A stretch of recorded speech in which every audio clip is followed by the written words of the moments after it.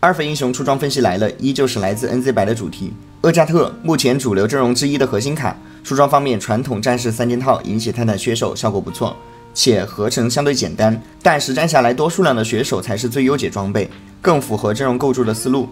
撑住即时坦度的前提，提供足够的爆发。血手专属海克斯优先级极高。弗拉基米尔暂不讨论英雄强化，目前吸血鬼高频登场的情况多为玫瑰体系或法师体系的挂件，部分情况下存在数量够多追3星，在法师体系可作为主坦过渡到盖伦2星，或直接作为双坦存在。出装方面以传统肉装即可。崔斯塔纳目前主流小炮存在于螃蟹体系里作为副 C， 一般出装都以携带破甲装加科技枪为主，整体出装思路也是以消耗螃蟹不需要的物理装备优先。另一个传统主 C 小炮的玩法现在不是特别推荐，螃蟹体系的存在让小炮过于难三。小炮 C 玩法的思路与之前无异，哨兵体系以辛吉德为主坦，监察体系以吸血鬼或范德尔为主坦，后期都转4外交做基础盘，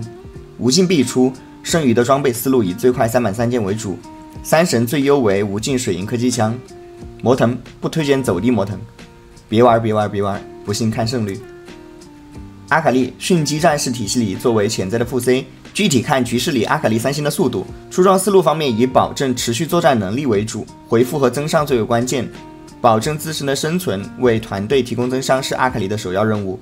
雷欧娜普普通通的一名哨兵体系或学院体系里的副坦，出装方面比较随意，装备优先级同哨兵体系的稀有度一样，回复与生命值最为优先。吉格斯炸弹人在某个版本的荣光后，迅速回到了他该有的强度，目前登场率全靠6级克没来之前兰博撑着，但考虑到崇高冒险这个海克斯会让本赛季几乎每张2费卡都有用武之地，所以还是浅聊下炸弹人的完美三神思路。本身统领羁绊的加持让炸弹人的法强面板来源稳定，咱们优先考虑的一定是炸弹人的启动装，诸如青龙纳什头盔一类的装备。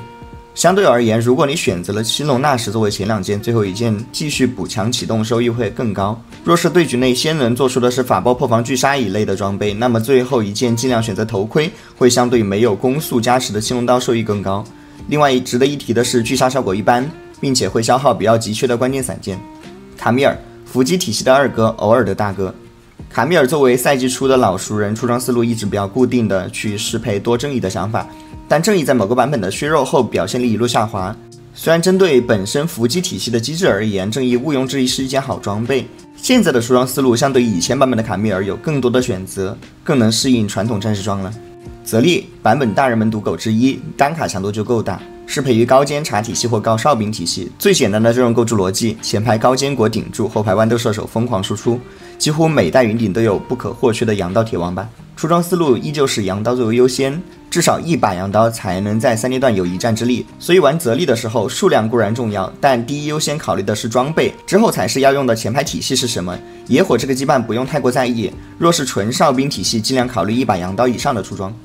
3阳刀的情况需要考虑到外部环境是否能威胁到后排生存，绝大多数时候补上回复一定效果不错。狂暴到底中期适配度极高，但后期相对较为乏力，不过依旧是泽利的顶级海克斯之一。瑞尔环境大热门卡，无论是从过度的羁绊需求度上看，还是从本身单卡上面看，都是拔尖的。在哨兵体系内星级的没有3的情况下，也多会选择用瑞尔来当主坦。哨兵本身提供高抗，所以需要高额的生命值或护盾。就先知体系而言，对比辛吉德这张卡，瑞尔的坦度会高很多，但因为少了辛吉德给列娜塔加攻速的优势，会导致整体出装要慢一拍。色提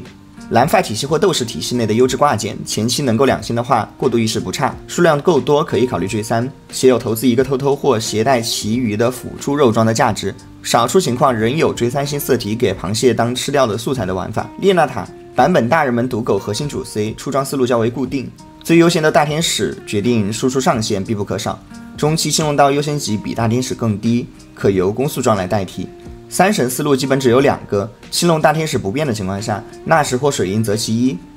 纳什对比水银出伤更快，且伤害上限更高，水银对付多控制阵容有免控优势，都做不出来的情况，可以中期携带炼金装备，后期再尽量补出完美3神。范德尔除开英雄强化不谈，范德尔会登场的情况仅有家人体系或监察体系里做挂件。出装方面，传统肉装效果一般，甚至不如传统战士装，所以建议携带一个偷偷最优，3神投资性价比较低。范德尔专属强化玩法，去看小圆雀的肘击王这期。游戏问题实时解答，获取专业复盘建议，省时搜罗又新又全的靠谱资讯。欢迎你来手人猫咪的攻略小圈。感谢观看，我们下期再见。